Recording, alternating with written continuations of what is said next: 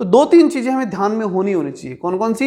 ज्यामिति, भौतिकी और मनोविज्ञान। इन तीनों की सहायता से उसने क्या किया था? राजनीति विज्ञान का अध्ययन किया था। मतलब जब राजनीति विज्ञान के बारे में उसने कुछ भी स्टडी की तो उसमें तीन चीजों को जरूर शामिल उसने किया। कौन कौन सी? ज्यामिति, भौतिकी और मनोविज्ञान।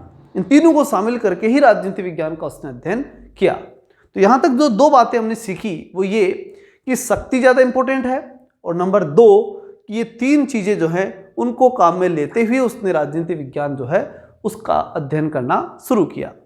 अगली बात हम देखते हैं, थॉमस होब्स के अध्ययन पद्धति को यांत्रिक भौतिकवाद या वैज्ञानिक भौतिकवाद भी कहा जाता है। इसकी जो पूरी पद्धति को जब हम जाने, किसको? हॉब्स के अध्ययन पद्धति को, तो वो थी कैसी? ये वेरी इंपॉर्टेंट लाइन है। ये आपको शुरू से बताया है, प्रत्येक विचारक की सबसे इंपॉर्टेंट लाइन जो होती है वो यही होती है कि उसकी अध्ययन पद्धति कैसी है। तो कैसी है? यांत्रिक भौतिकवादी या वैज्ञानिक भौतिकवादी। आपसे पूछा जाएगा सीधा कि हॉब्स की अध्ययन पद्धति कैसी है, तो या तो यांत्रिक भौतिकवादी बताइएगा या फिर दूसरा जो बताएंगे आप कौन सा? वैज्ञानिक भौतिकवादी। दोनों में से कोई सा भी शब्द आपके एग्जाम में आ सकता है। ठीक, यहां जो समझने की बात है वो इतनी है कि उसने चूंकि ये साफ साफ कहा था कि राज्य क्या है? एक यंत्र है। तो यंत्र को तो मानता है, वो कहता है कि मनुष्य अपनी सुविधाओं के लिए यंत्र पैदा करता है। तो राज्य भी उसने पैदा किया, किस लिए? अपनी सुविधा के लिए, आत्म संरक्षण, सेल्फ प्रिजर्वेंस के लिए, आत्म संरक्षण के लिए उसने राज्य पैदा किया यंत्र के रूप में। ये बात कौन कहता है? ये हॉब्स कहता है। तो इसलिए यांत्रिक भौतिकवाद या वैज्ञानिक भौतिकवादी से कहा जाता है, किसे? हॉब्स को। अगली बात, हॉब्स का यांत्रिक भौतिकवाद मार्क्स के द्वंद्वात्मक भौतिकवाद से अलग है। ये एक बड़ी इंपॉर्टेंट बात। क्या? कि मार्क्स का द्वंद्वात्मक भौतिकवाद जो किससे अलग हुआ?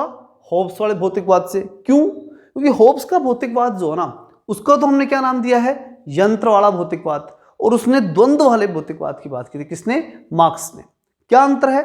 बड़ा जबरदस्त अंतर है, बहुत ही महत्वपूर्ण है, विशेष रूप से ध्यान रखना। पहले समझ देता हूं, फिर किताब इसमें देख लेंगे अपन लाइन को। पहले समझ लो इसको।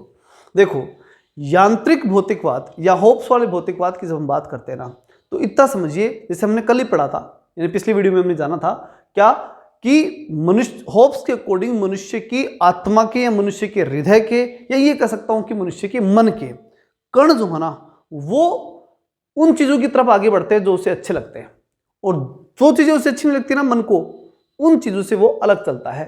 ठीक है ना? कौन? मन के अणु, ठीक है, या हृदय के अणु उधर ही जाएंगे जो अच्छे लगते हैं, और जो चीजें अच्छी नहीं लगती उनसे वो दूर हो जाएगा। यानी कि गति कौन कर रहा है? हॉब्स के अनुसार गति कर रहा है हृदय के अणु, गति कर रहे हैं, और वो जहां चाहेंगे वहां जा सकते हैं, उन पर बाहर से कोई प्रतिबंध नहीं है। मन में जचेगा वहां पर मनुष्य जाएगा। ऐसा तो कौन कर रहा है? हॉब्स। लेकिन जैसे ही हम मार्क्स पे जाते हैं तो वो इससे उल्टी बात करता है। वो कहता है नहीं, ऐसा नहीं होता। होता यह है कि मन के कण तो होते हैं, हृदय के कण तो होते हैं, ठीक है, वो जो अणु या कण जो हैं, अणु मान लो, कण मान लो, ठीक है, वो जो है उनके ऊपर बाहर से दबाव डाला जा सकता है, बाहर से उनके ऊपर प्रेशर डाल के, और उनके विचार को, यानी कि मानो मन जो है वो खेलने के लिए जाना चाहता है, तो बाहर से यानी गार्जियंस का दबाव पड़ा और किताब उठा करके बच्चा बैठ गया और पढ़ने लग गया। तो वो क्या है? वो मार्क्स वाला क्या है? द्वंद्वात्मक भौतिकवाद। मार्क्स कहता है कि बाह्य, मतलब बाहर से आप कंट्रोल कर सकते हो, किसको? मन के अणुओं को, और उनके अकॉर्डिंग उन्हें चलाया जा सकता है। और होब्स कहता है कि नहीं, मन जो ना, मन के कण या अणु जो भी हैं वो स्वतः गति करते हैं, किसी दूसरे का कोई उनके ऊपर दबाव नहीं होता। होब्स के अनुसार भौतिक अणु स्वयं गतिशील होते हैं। क्लियर है ये बात? कि जो भी भौतिक अणु, मैंने हृदय वाली बात इसलिए की क्योंकि होब्स ने हृदय की बात की थी, ठीक है ना, हृदय के कणों की गति की बात जो अपन ने कल भी पढ़ी थी, इसलिए वो प्रमुख रूप से अपने ले लिया। बाकी वो कहता है कि प्रत्येक भौतिक अणु, होब्स कहता है कि प्रत्येक भौतिक अणु जो है ना, वो अणु स्वतः गति करता है। लेकिन मार्क्स के अनुसार स्वतः कोई गति नहीं करता, बाहर से कंट्रोल होता है। उसने माना था कि अणु को बाहर से गति प्राप्त होती है, कोई भी अणु हो उसे बाहर से गति प्राप्त होती है।